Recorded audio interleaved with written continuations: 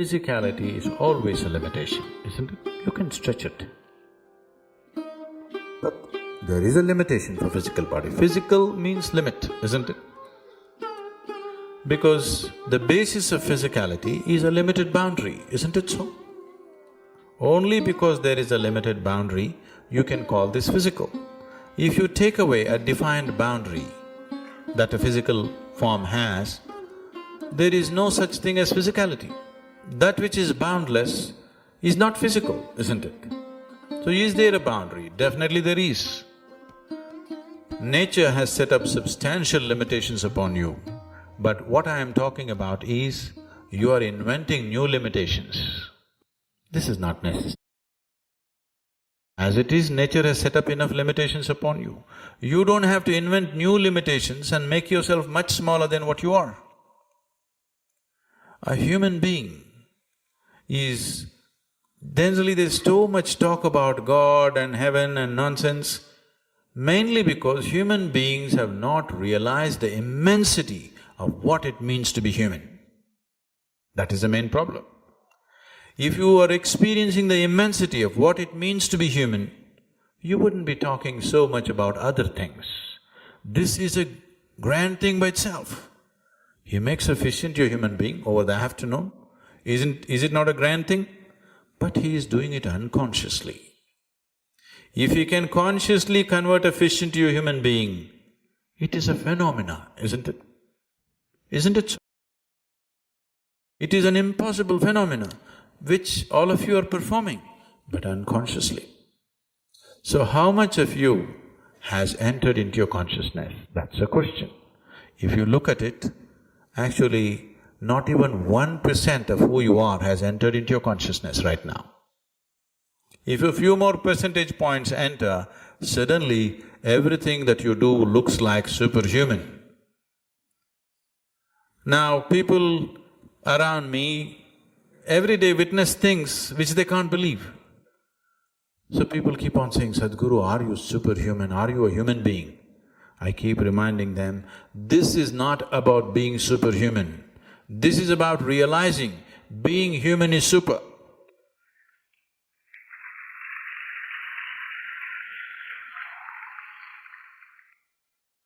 Now, let me tell you a story. A certain man got spiritual thirst. In those days when they got a spiritual thirst, they went into the forest. So he went into the jungle, found a nice rock for him to sit and meditate. He sat down, then he noticed a little away from him, there was a fox. Both its forelegs were severed, crippled fox. Probably in some trap, hunter's trap, both its legs gone. Nature is not kind to any kind of incapability. This taking care of incapable people is essentially a human… it's a human society trait. In nature, if you're not capable of earning your own food, you're done. So here, there is a fox without both its forelegs, but looking healthy and well-fed. He noticed this and he thought, how is this fox managing without legs? Then he sat down, he has to do his meditation. He started. Went on for some time. As the evening came, he heard the growl of a lion.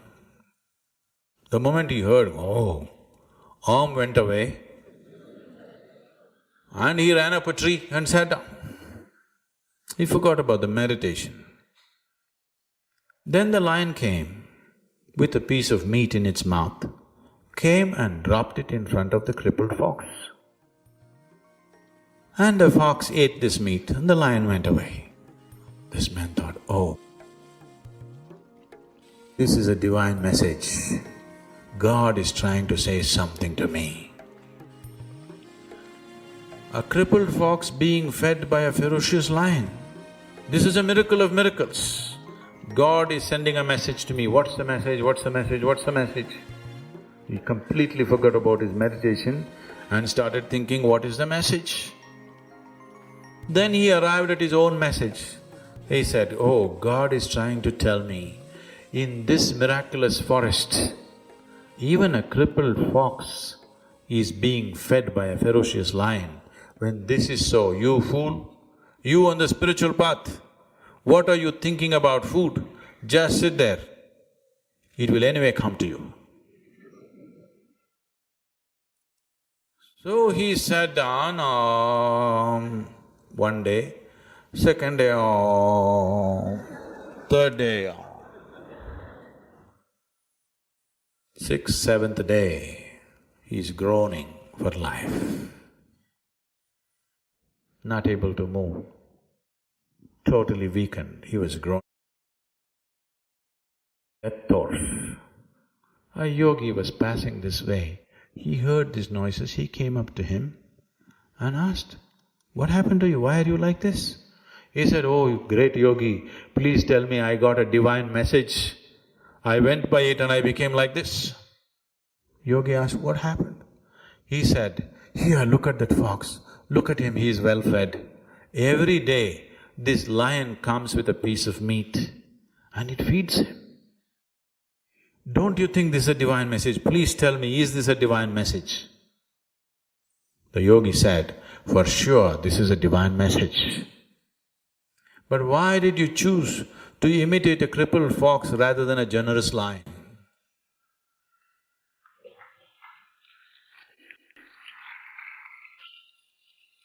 So, this is the choice you have. If you're imitating a crippled fox, a generous lion looks like a miracle. It's not a miracle, it is doable. Yes, it is doable, nothing miraculous about it. But there are two ways to look at it. One way is, everything is a miracle. Tell me, you put filth into the ground and mangoes come out of the tree, sweetness. The filth and the sweetness of the mangoes, are they same? They are same. Isn't it so? Aren't they same? The food that you eat and what you do in your toilet the next day, they are same, isn't it so? Yes or no?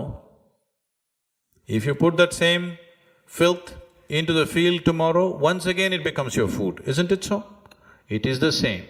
But can you treat both of them the same way? No, you need discretion as to how to treat it, but they are same, isn't it?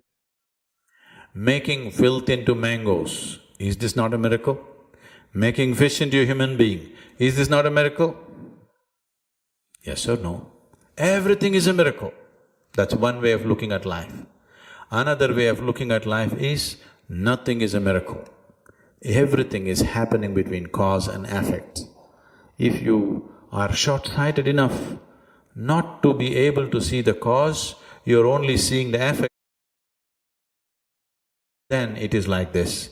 If you're able to see both the cause and the effect, everything is explainable, everything is repeatable, everything is possible to make it happen. Now I am talking about a technology to make you into a miracle. But this is not a miracle. All technologies look like miracle, isn't it? Suppose you know nothing about electricity, the hall is dark right now and I tell you, you just watch it now, I will just touch this part of the wall and the hall will be flooded with light. And if I do it, wow, you will bow down to me. Yes or no?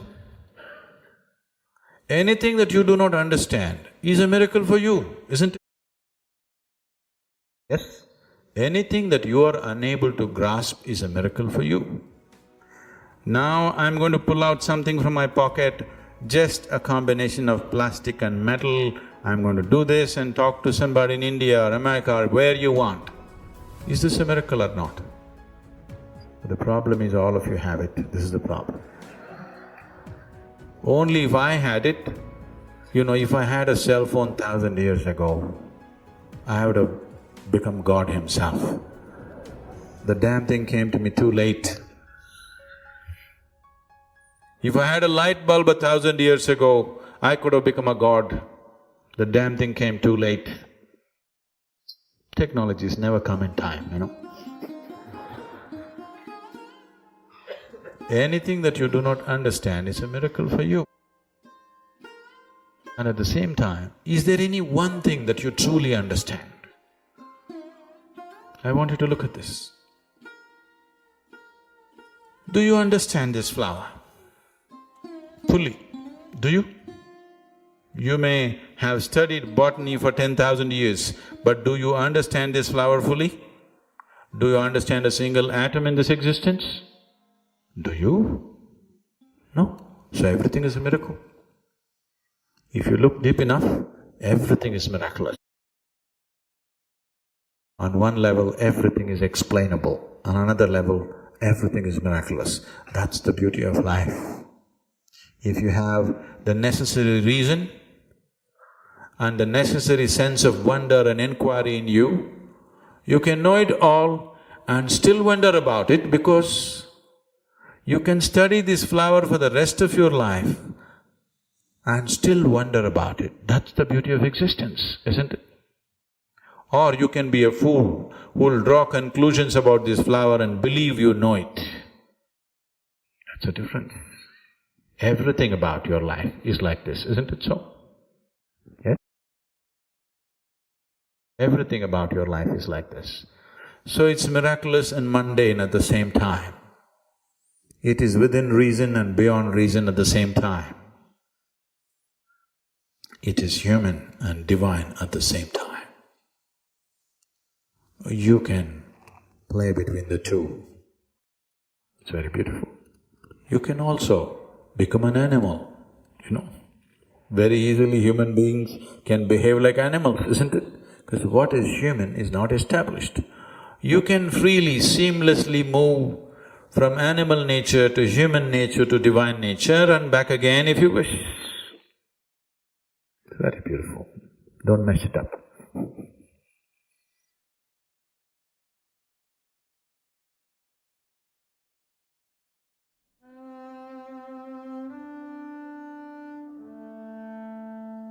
The reason why spirituality seems to be complex, it is not. It's very simple.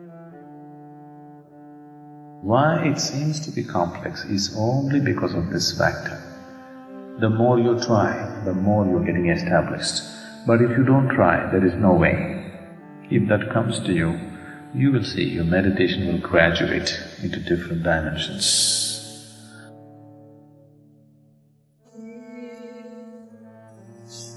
Shunya means verum, emptiness. One thing that you don't want in your life is, you don't want emptiness. Why all the trouble that you're taking on in your life in terms of education, family, profession, money, problems, everything is, somehow you want to ensure that your life is not empty. That's all you're trying to do. At any cost you want to see that your life is not empty. You don't mind trouble, but you don't want it to be empty. All the pain people are inviting in their lives just to avoid emptiness. Because emptiness is the ultimate poison, ultimate poison. You don't want your life to be empty. But consciously you should become empty. That is the nectar of life. That is life. Shunya.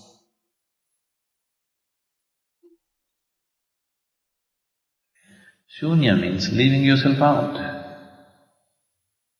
If you master the art of leaving yourself out of your own life, 15 minutes shunya itself can lead to enlightenment.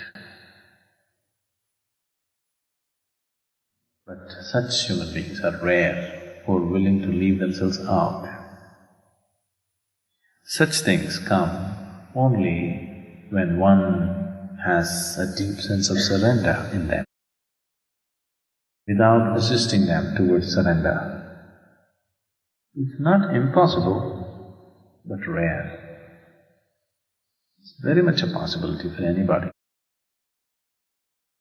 But when people are using meditation as a trick to live better, the question of leaving yourself out doesn't arise, isn't it? It's about you.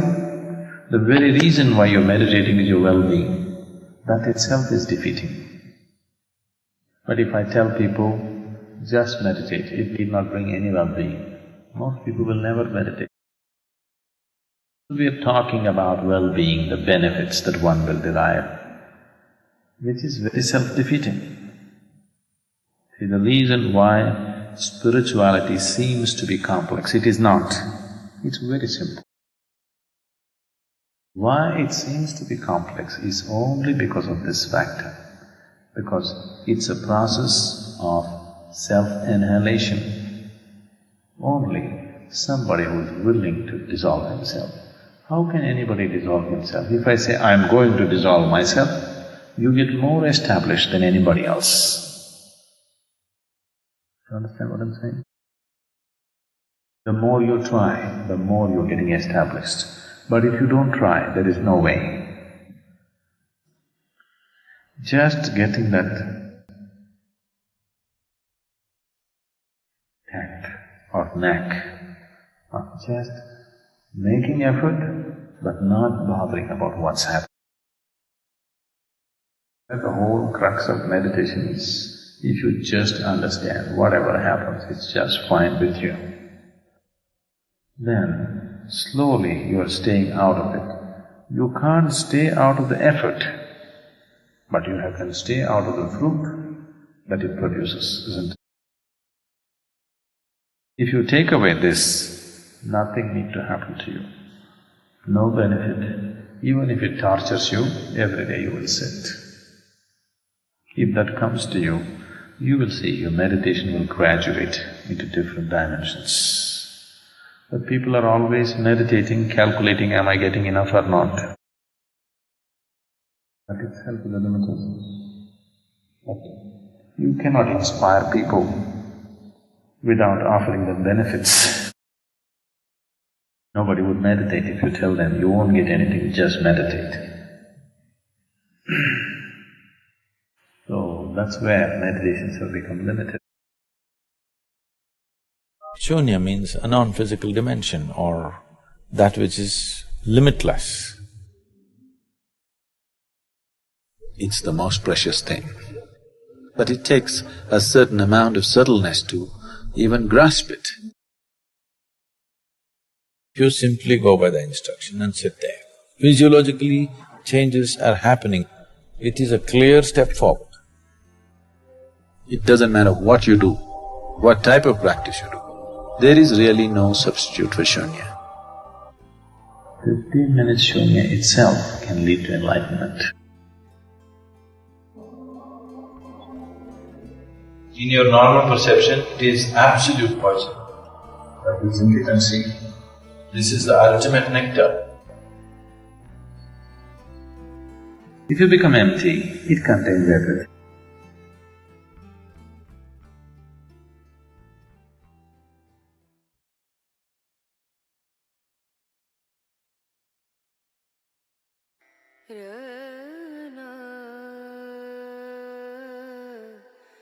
Kailash, through the mystic eye, is a virtual journey with Sadhguru through the mystical terrain of Nepal and Tibet. This week, we visit a few powerful places in the mountains of the north and plains of the south. Overwhelming experiences in certain places, especially Gupta Kashi and Tapovan. If I could explain what is the basis of these experiences. These are two different kind of spaces, Gupta Kashi and Tapovan. Tapovan maybe because of the altitude you felt lightheaded. It's been a place which has been graced by many wonderful beings. Wherever they go, they leave their eggs. That's their way of life.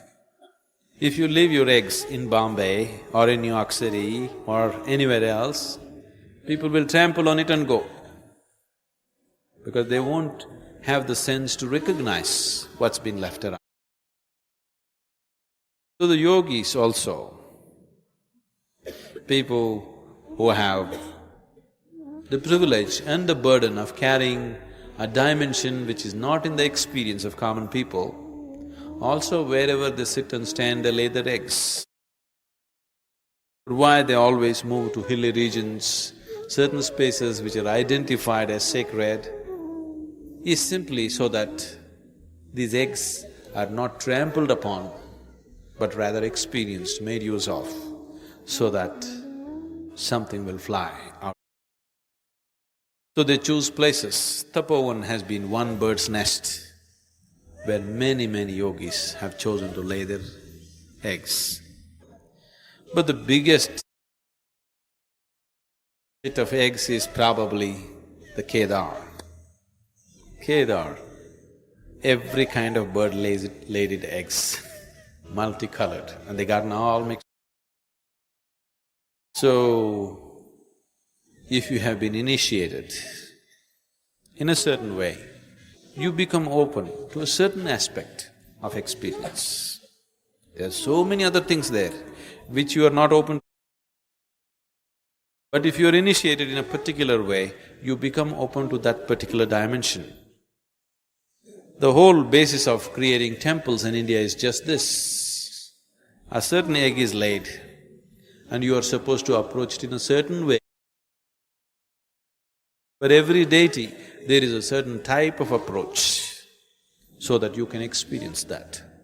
Gupta Kashi, it's very much in the line of Agastya's way of doing things, which is pure Kriya, which is 100% energy work.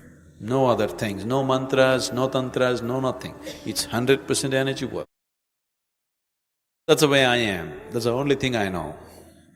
I can just transform life from one dimension to another simply on the basis of energy. I don't know any chantings, I don't know any rituals, I don't know anything. Without any ritual, simply, just switching the energy from one dimension to another. Kashi is the holiest of holy cities, one of the most ancient cities of learning. This was a place where hundreds of enlightened beings lived at a time. Every street you walked, you had an enlightened being to meet.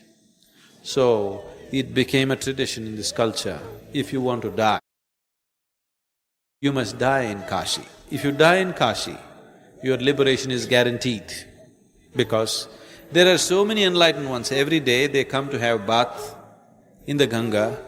All you have to do is just have a glimpse of them. And when they see that your time is near, definitely they will help you and you're through. So even today it is believed, when you come to a certain old age, people travel to Kashi, wait there to die. This tradition came simply because every generation saw hundreds of enlightened beings living in Kashi, and it became the greatest core of learning. So Kashi means the holiest of the holy. So that is the main Kashi. What we went to yesterday, what we left today morning is Uttar Kashi. Uttar Kashi means the northern Kashi. What we went the other day, just after Kedar, is Gupta Kashi, the secret Kashi. Nobody is supposed to know about. All these Kashis have very powerful lingas which are referred to as Jyotirlingas. They are self-created. They were not created by anybody, they're self-created. They grew out of the earth in the form of a linga. People recognized it, worked upon it to make it into something else.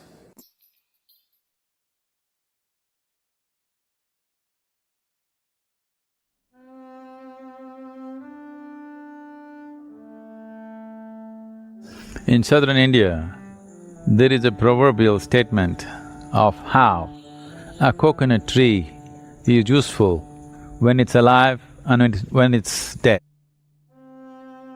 Every part of the coconut tree is useful even after its life. Similarly, a human being has opportunity that when we are alive, we can be absolutely useful and contributory to life around us, and similarly, we can be even after life is up. Organ donation is such a possibility that if we can make a difference for another life, even after our life is over, it's a great possibility that human beings should make use of. In our culture, there is no glorification after death. Within a few hours after a person's demise, his body is anyway burnt. Cremation is the way. So when that is so, if we can make use of the dead people's organs to transform another life, it's definitely a wonderful thing. But there is also another dimension to this. Every human organ is designed to last a lifetime. Why are we developing a culture that human organs are failing halfway down? So this is a culture that we have to develop, that individual people have to take responsibility to see that their bodies last for their lifetime. Bringing that culture also is important. You drink your liver to rot and then you want somebody else's liver, this could generate an unhealthy trend. And there is also a marketplace which will evolve out of this, and that could open up many dangerous possibilities. So organ donation is a fantastic thing on the individual basis, but on the larger context, we must be conscious and careful to see that this wonderful act of making a difference for another life does not develop into a huge market and bring all the other ugly things associated with it. There was a demon, one of the Ganas was called Keshin, who was around Shiva. One day, he saw Shiva drinking out of his skull. He always had a human skull out of which he ate and drank. He was drinking out of his skull. Keshin said, "Oh Lord, even I am thirsty. Can I also have the drink?" Shiva said, "Okay," gave the skull to him. Keshin looked into it and saw a cocktail of 7 deadliest poisons. He looked at Shiva and said, "If you give me this, I will anyway drink it." And he drank this cocktail of 7 deadly poisons. His body started getting distorted in a horrible way. And Shiva looked at him and said, "You are a truly glorious being." He blessed him, made him free from poison, and blessed him that anybody, whatever they do, any celebration, wherever they do, first they must honor you because you are such a glorious being. So even today in the traditions, Keshin is honored. Whenever any big celebrations happen, Keshin always gets the first honor. People around me have no hair, but they are Keshins. These are not dumb people. These are people who have the necessary intelligence to see that their own ways of thinking and doing has not really worked in any ultimate sense. So they have given in to something else which they know works. They're not stupid people. They have the necessary intelligence to see that their own limitedness will not take them anywhere. So they're looking beyond that. Whenever there are people who are thinking beyond their own well-being, suddenly that place is awesome and beautiful.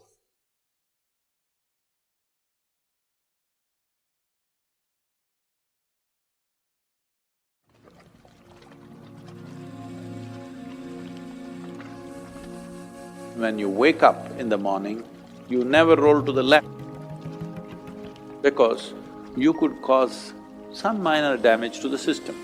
The right side is more stable, left side is more vulnerable.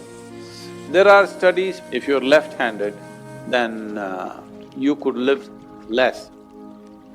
In Hatha Yoga, whether Surya Namaskar or asanas, why do we always begin with the right side first? Because it's right. You want to do it on the wrong side Oh. Because it's masculine. Both physiologically, energy-wise and psychologically, right is the more stable side. Stability also comes with rigidity. This is an inevitable factor. Whatever is stable is also rigid. To make yourself very fluid and still be stable takes work. This is why the yogis fell in love with Mercury. Fluid, but super stable. The only thing like that. So we love Mercury because so fluid and so stable. Right side is more stable and also somewhat more rigid. Physiologically, if you start with the body, physiologically, left side is little more fragile because left has the responsibility of having your heart, which has many layered significance in the physiology. Not just of pumping blood, it has a many-layered significance. And you don't start that side. In India, we told you, even when you wake up in the morning, you roll to the right and get up. You never roll to the left, because the first movement that you make, if you make to the left, you could cause some minor damage to the system. You always roll right. And also, as large part of the land mass on the planet is largely in the northern hemisphere, and human population, 88% of human population is in the northern hemisphere, and in the northern hemisphere there are many forces within the system which function like this, so this is why always right. So immediately people from Australia will ask this question, should I start with left? No. Just because you're going the wrong way, you don't have to continue that way. You must start with right because physiologically it is so, psychologically it is so, energy-wise it is so, that right side is more stable, left side is more vulnerable. So always with the right. Even if you wake up in the morning, on the right, first movement should happen on the right side, not on the left side.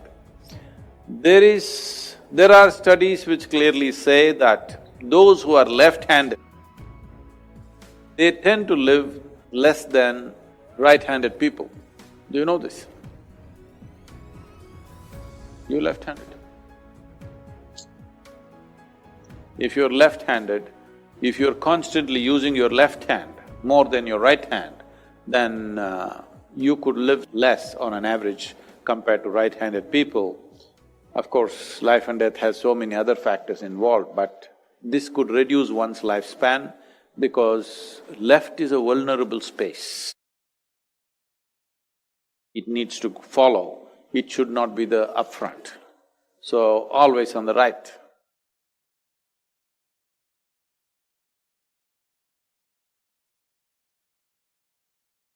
What you just watched wasn't just a video, it was a presence exercise. If you stayed until now, it shows something in you is more awake. Comment on what stayed with you, what message hit you hardest, and share this with someone who also values this kind of conversation. Thanks, a big hug, and see you in the next video.